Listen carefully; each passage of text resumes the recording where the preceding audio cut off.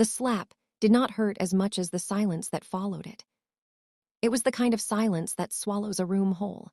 The kind that forces every fork to freeze midair, every whisper to die in the throat.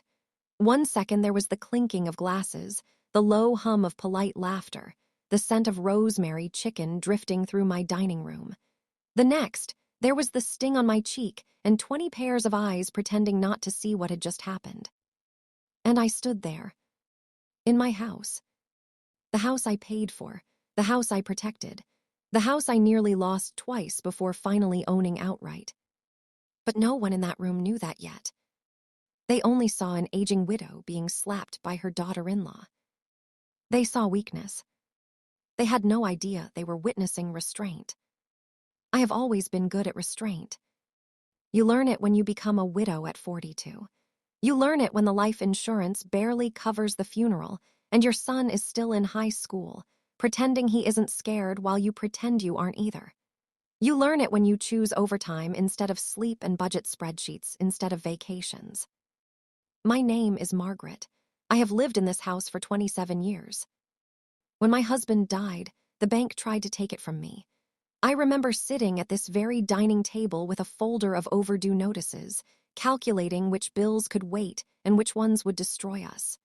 I remember promising myself that no one, not a bank, not a relative, not even family, would ever make me feel powerless under my own roof again. So I worked. I refinanced when the rates dipped. I rented out the basement for a few years. I clipped coupons. I wore the same coat for 8 winters. I paid down every dollar until the day I walked into the county clerk's office and recorded the final deed transfer. Margaret Elaine Whitmore. Sole owner. I framed that document and kept it in a safe deposit box, not because I was proud, because I was careful. Careful is how you survive. Careful is how you stay standing when the world assumes you will fall. My son, Daniel, was 18 when he left for college, 25 when he brought Vanessa home for the first time. Vanessa was beautiful in a way that made rooms turn toward her. Long dark hair, polished nails, clothes that whispered expense. She laughed loudly, confidently, as if the world were something she had already conquered. I liked her immediately. That's the part people don't expect. I liked her because she made Daniel smile in a way I hadn't seen since before his father died. And for years, my only measure of happiness was whether my son seemed lighter than the day before. Vanessa spoke about business ventures and destination weddings. She came from what she called a different pace of life. She said it kindly, but I understood what she meant. She meant bigger houses, better neighborhoods, country clubs, things I had never needed. I offered her iced tea in mismatched glasses. She accepted with a polite smile that never quite reached her eyes. Still, when they got engaged, I opened my home to them without hesitation. Stay here, I told them. Save your money, start your life strong. Daniel hugged me so tight, I thought my ribs would crack. Vanessa hesitated only a second before agreeing. I didn't see the hesitation then. Or maybe I did. Maybe I just chose love over instinct. The first changes were small. She rearranged the living room furniture for better flow. She replaced my beige curtains with sleek gray panels. She donated my old china cabinet without asking, saying it was dated. I swallowed my objections. It's their future too, I told myself. But every time I walked into a room and didn't recognize it, something inside me tightened. Not because of the furniture, because of the assumption. Vanessa had a way of speaking that turned generosity into expectation. We really need more cabinet space, she would say, standing in my kitchen. I don't know how you managed like this. Or, when we eventually take over, we'll probably knock down this wall. Eventually take over. She said it casually, like discussing the weather. Daniel would chuckle awkwardly. Mom doesn't mind. And I would smile. I don't mind. Politeness is a quiet battlefield. Each small correction, actually, Margaret, we do it this way now, was a reminder that my methods, my habits, my history were becoming obsolete inside walls I built. Once, while I was cooking Sunday dinner, Vanessa stepped in front of me and gently took the spoon from my hand. "Let me," she said. "You've done enough." It sounded kind, but it felt like displacement. Daniel didn't notice. Or maybe he did and didn't want to see. There is a particular kind of loneliness that comes from being erased gradually, not expelled, not attacked, just softened out of relevance. I told myself this was generational difference, youth replacing age, evolution. But evolution doesn't usually feel like eviction.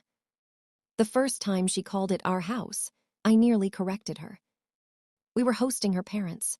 Her father walked through the entryway, nodding approvingly. "Nice place," he said. Vanessa slipped her arm around Daniel. "We've done a lot with it." "Way."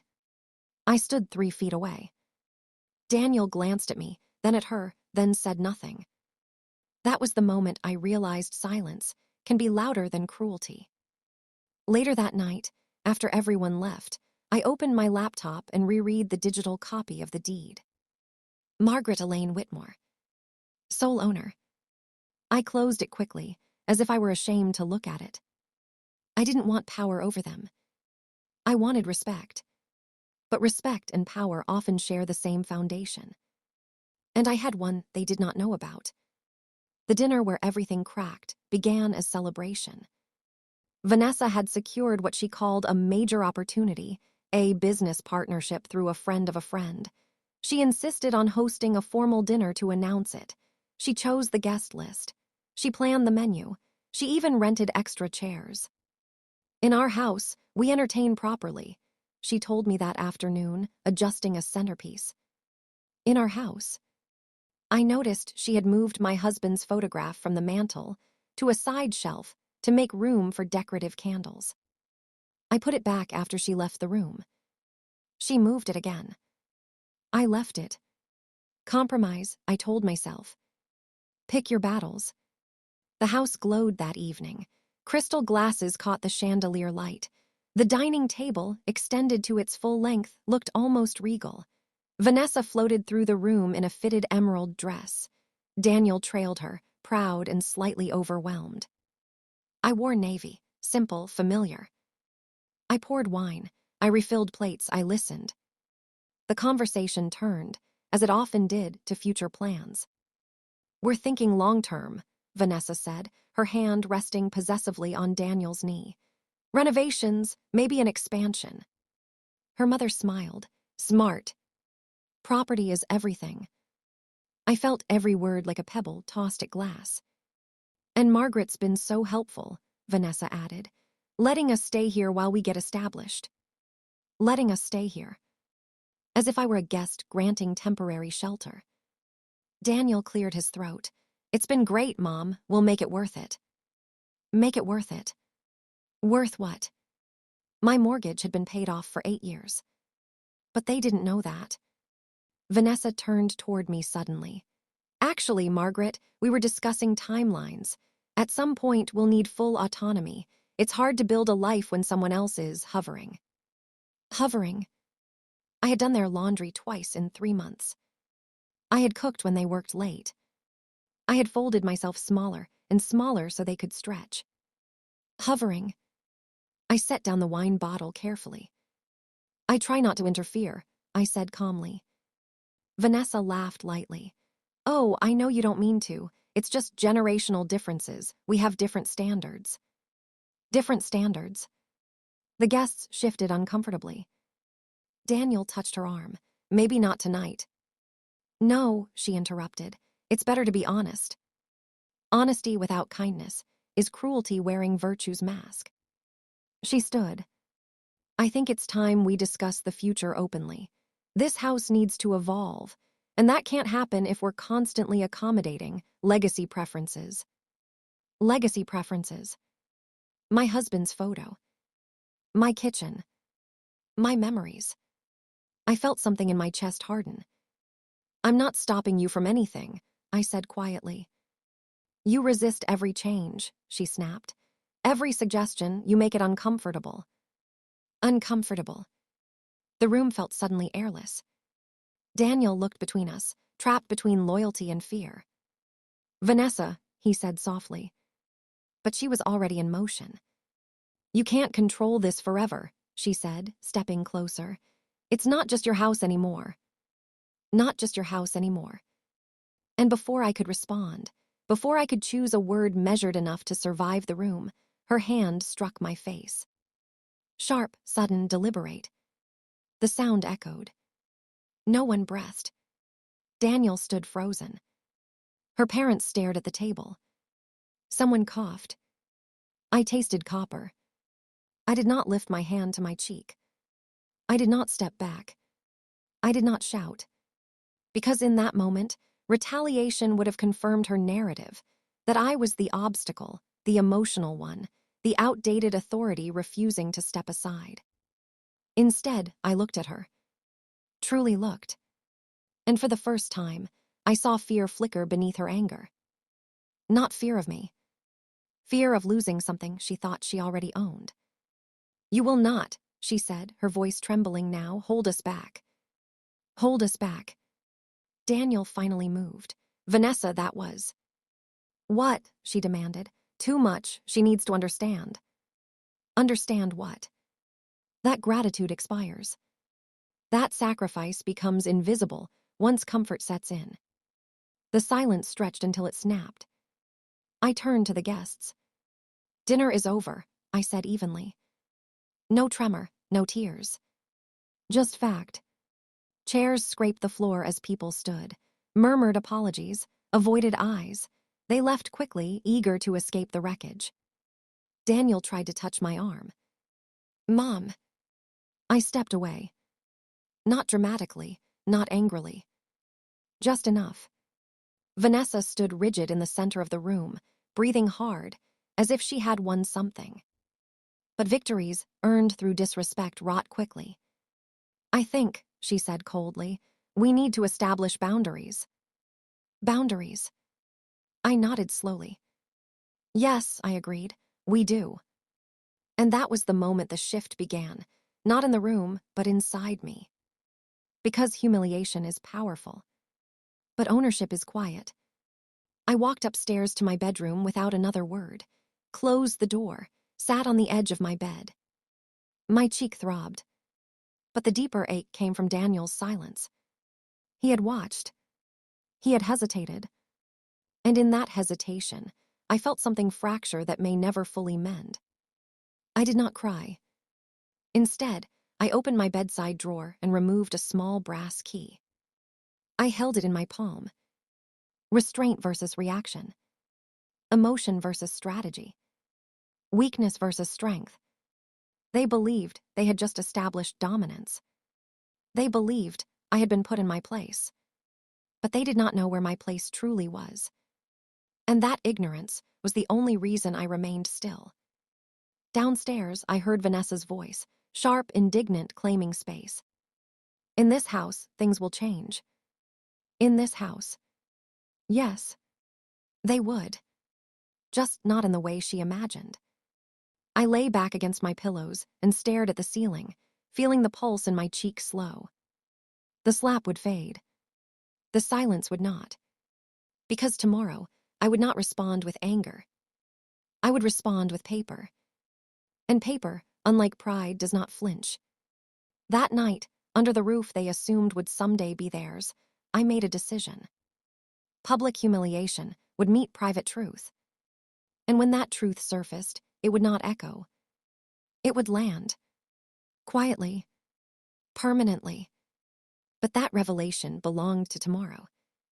Tonight, I let them believe they had won. The morning after the slap, the house was quiet in a way it had never been before. Not peaceful. Not calm. Measured. There is a difference. Peace is earned. Silence can be temporary, but measured quiet, that is deliberate. That is restraint sharpened into intention. I rose before sunrise, as I always had. Habit does not disappear just because dignity is bruised. I made coffee, though I did not drink it. I stood at the kitchen window and watched the light crawl across the yard I had once mowed myself when I couldn't afford landscaping. Down the hallway, I heard a door open. Vanessa's heels clicked against hardwood. The sound felt different now, less triumphant, more cautious. She did not come into the kitchen. Daniel did. He looked as though he had not slept. "Mom," he said carefully. There are moments when a single word carries years of weight. His voice held apology and fear, but it also held something else, uncertainty. He still did not understand what line had been crossed. He only understood that something irreversible had happened. I turned to him. "We will speak tonight," I said evenly. He nodded, relief flickering across his face. He mistook composure for forgiveness. I let him, because forgiveness is a gift. And gifts are not given to those who do not yet comprehend the cost. By 9 a.m., I was standing inside the bank where I had kept my safe deposit box for nearly a decade. The teller recognized me. I had been there enough times during difficult years that the place felt less like an institution and more like a silent witness. Inside the narrow vault room, I slid open the metal drawer and removed the thick envelope I had prepared years ago. Inside were copies of everything: deed, mortgage discharge, property tax statements, the trust document drafted after Daniel's engagement. I had structured ownership carefully. Not out of suspicion, but out of foresight. When Daniel told me he was serious about Vanessa, I met with an attorney. I did not tell him. I did not tell anyone. Not because I distrusted her. Because I understood something she did not. Comfort changes people. Security reveals character. And ownership clarifies power. The attorney, a calm woman named Mrs. Halliday, had listened to me quietly. "You want to protect the house," she had said. "Yes." "For yourself." "For my son," I replied. She studied me for a long moment. "And from whom?" I had hesitated. "From assumptions." That was the word I used. Assumptions. Assumptions that kindness equals weakness. Assumptions that generosity equals surrender. Assumptions that age equals irrelevance. Mrs. Halliday drafted the documents accordingly. The deed remained solely in my name. A conditional trust was established. Daniel would inherit the house only upon my death, and only if he remained legally independent of any property claims tied to divorce proceedings or joint liabilities. I had not structured it as punishment. I had structured it as protection. Protection for him. Protection for myself. Protection for the years I spent building something stable out of grief. Now, holding those papers again, I felt no anger. Only clarity. Clarity is colder than anger. It cuts cleaner. I placed the documents back into the envelope and walked out of the bank into the crisp morning air. I did not call Mrs. Halliday. I walked into her office. When she saw me, she didn't ask why. She simply said, "You're ready." "Yes," I replied. We reviewed everything. She confirmed what I already knew. "You are the sole legal owner," she said. "There is no ambiguity. And if I request they leave, you have full authority." Authority. Such a quiet word. Such a loud consequence. I left her office with a folder prepared. Not an eviction notice yet, but documentation affirming ownership and occupancy rights. I did not want revenge. I wanted recognition. And recognition sometimes requires evidence. That evening, I asked them to sit at the dining table. The same table where the slap had echoed. The bruise on my cheek had faded to a faint yellow shadow. Vanessa avoided looking at it. Daniel sat first. Vanessa remained standing for a moment, as if choosing her position strategically before finally lowering herself into the chair opposite me. "I think we should clear the air," she began. "No," I said gently. "We will clear facts." That caught her off guard. Daniel swallowed. "Mom, Vanessa didn't mean." "I meant it," she interrupted sharply, then softened her tone. "I meant that boundaries are necessary." "Yes," I agreed. "They are." I placed the folder on the table. There is a power in moving slowly when others expect explosion. I opened the flap deliberately, withdrew the deed copy, and slid it toward them. Daniel frowned. Vanessa leaned forward. Her confidence lasted exactly 3 seconds, long enough to read the name. Margaret Elaine Whitmore. Sole owner. She blinked once. Twice. Her face changed in stages. Dismissal, confusion, calculation, disbelief. "What is this?" she asked, though she knew. "It is the deed," I replied. Daniel's hands trembled slightly as he picked it up. "Mom," I thought. "You thought what?" "That, eventually. That it would be yours," I finished calmly. He could not answer. Vanessa's voice sharpened. "We've invested in this house. We've renovated." "With whose money?" I asked. Silence.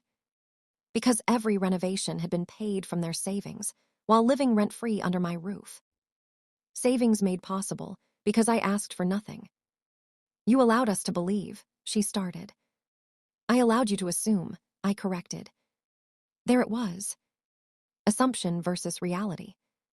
She leaned back, crossing her arms defensively. "So what? You're holding it over us." "No." "Then what is this?" "This," I said evenly, "is clarity." Daniel looked up at me, and for the first time since childhood, he looked small. "You never told me," he whispered. "I never needed to." Vanessa's composure fractured further. "This is manipulative." "No," I said again, "it is prepared." The silence that followed mirrored the silence after the slap. But this time, I was not the one exposed. She was. Consequences do not require shouting. They require boundaries. "You have 2 choices," I continued. "You may remain here under clear terms of respect and acknowledgement of ownership, or you may find a residence of your own within 60 days. Daniel's head snapped up. 60 days. "Yes." Vanessa stood abruptly. "You're threatening us." "I am defining terms." She laughed, a brittle, hollow sound. "After everything we've done to modernize this place." I met her gaze steadily. "You modernized furniture. I built the foundation." Daniel closed his eyes briefly, as if the weight of realization were physically pressing down. "This isn't about the house," he said. "No," I agreed. "It is." It was about the slap. It was about the erasure. It was about watching my son mistake arrogance for strength. Vanessa paced. "This is unbelievable." "What is unbelievable," I said quietly, "is raising a hand against the owner of the roof over your head." The word owner landed heavier than the slap ever had. Daniel flinched. She stopped packing. For the first time, I saw something raw behind her defiance. Fear. Because control without ownership is illusion. And illusions collapse when confronted with documentation. "You can't just," she began. "I can," I replied. Not loudly. Not angrily. Just fact. Over the next week, the house changed again. Not in decor. In atmosphere. Vanessa's phone calls grew hushed. She began researching properties online late at night. I heard the clicking through the wall. Daniel avoided me at first. Then one evening, he knocked on my door. He did not enter until I invited him. "Why didn't you tell me?" he asked quietly. "Would you have listened?" He hesitated. "I thought we were building towards something," he said. "You were," I replied, "just not ownership." He sank into the chair near my bed, looking exhausted. "She thinks you're trying to break us apart." "I am trying to protect what I built," I said gently, "and what you deserve." He looked up. "From her." "From dependence," I corrected. Greed is not always loud. Sometimes it is simply entitlement unexamined. "She said you humiliated her," he murmured. "I said nothing publicly," I answered. "The truth is sharp enough without volume." He rubbed his face. "She feels like you never accepted her." "I opened my home," I said softly. "Acceptance without accountability is not love, it is surrender." He sat with that. "You're asking me to choose," he said finally. No, I replied. I am asking you to see. See the difference between support and control, between partnership and dominance, between respect and fear. He left that night quieter than he had entered. Vanessa's parents visited the following weekend. Their tone had changed. Less confident, more probing. Her father cleared his throat in the living room. Margaret, surely there's room for compromise. There is, I said, respect. Her mother folded her hands. Young people make mistakes. Yes, I agreed, they do. And elders forgive. I have not refused forgiveness. Vanessa stiffened beside them. But forgiveness, I continued, does not erase ownership. There it was again. Ownership versus assumption. Their leverage had vanished. Because leverage requires something to threaten. And I had already endured the worst of it. Humiliation loses its power once you stop fearing it. 2 weeks later, Vanessa's business opportunity fell through. I overheard the argument through thin walls.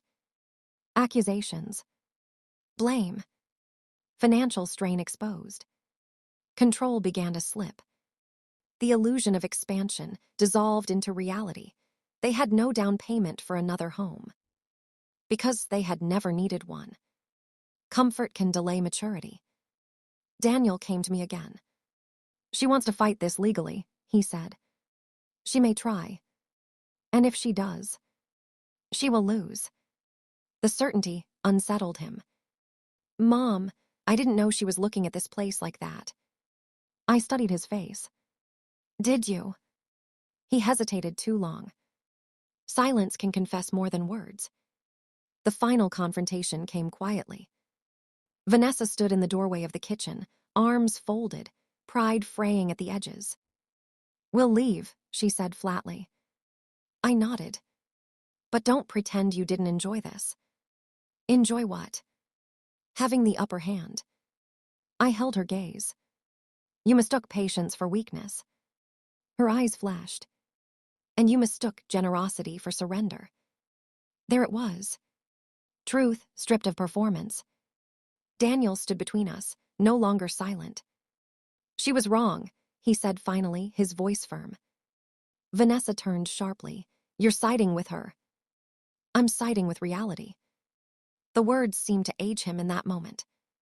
Power shifts rarely feel triumphant. They feel sobering. They moved out on the 50th day. I watched from the window as boxes filled the car. No shouting, no theatrics. Just consequence. Daniel hugged me before leaving. I'm sorry, he whispered. For what? I asked. For thinking strength looked like volume. I placed my hand on his cheek. Strength looks like preparation, I said. Vanessa did not say goodbye. But she did glance back at the house once.